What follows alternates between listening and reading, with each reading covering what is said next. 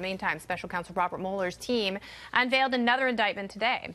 Alexander van der Zwaan, a Dutch lawyer who is a son-in-law of a Russian oligarch, was charged with lying to FBI investigators. Here he is walking into D.C. court today. Hi, Alexander. Van der Zwaan is connected to Trump's former campaign manager, Paul Manafort.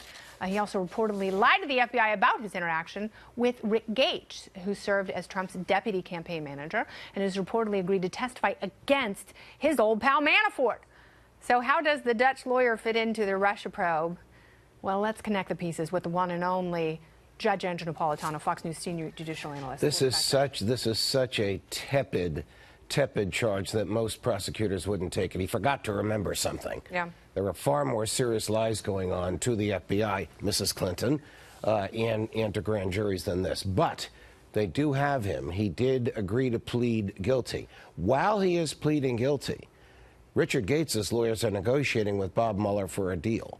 As a result of the guilty plea, Bob Mueller now has the upper hand in that negotiation because this young man, the Dutch lawyer, was the lawyer for Gates and Manafort when they were doing what they did in the Ukraine, which forms the basis for the money laundering allegations against them.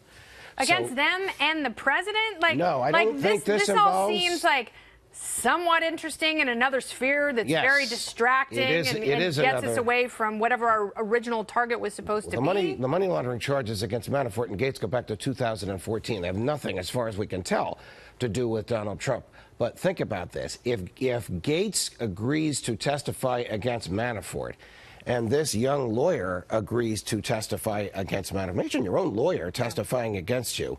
So this is what the government does when they want to get you. Might Manafort... What about attorney-client privilege?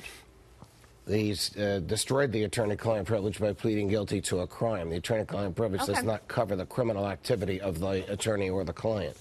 So the effort to pressure Manafort to plead guilty and say what he knows about Trump will go up exponentially. Okay. That's the way. Do you think Manafort is going to do that?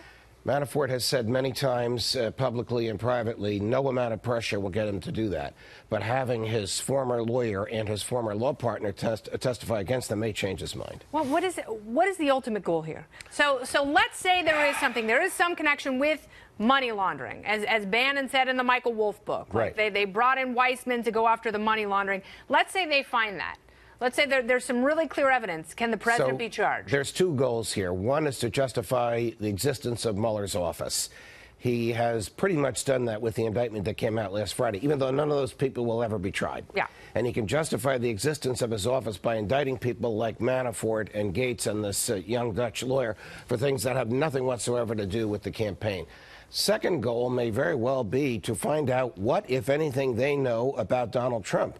Money laundering, the stuff that was alleged by Chris Steele in the dossier, or obstruction of justice. I don't know that Manafort knows any of that. I don't know that he would cough it up if he did know it, but this is the standard operating procedure of federal prosecutors. You indict, you charge, you punish at the bottom of the totem pole, so they will go up and point fingers to people at the top. We all know who's at the top. Yeah, we do. It just, it's a matter of whether or not these loosely connected figures and points all, create a ladder to the White House. I don't know that it does at this point, and if it doesn't, what a phenomenal waste of time. Well, Mueller would say, look, I'm a federal prosecutor, and if I see crimes, my job is to prosecute them, even if they have nothing to do with my original charge. Yeah. And there is substantial legal authority for that. Of course. But that's why you got to be careful when you appoint a special counsel. But the downside is an unaccountable, unanswerable special counsel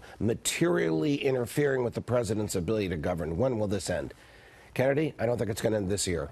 I think more of these indictments are going to come. Wow, and it's only February. And if they try Manafort, you're talking about a 3-month trial and it starts this summer, the country will be captivated on it. All right, Judge, thank you so much for your time. Awesome to see you.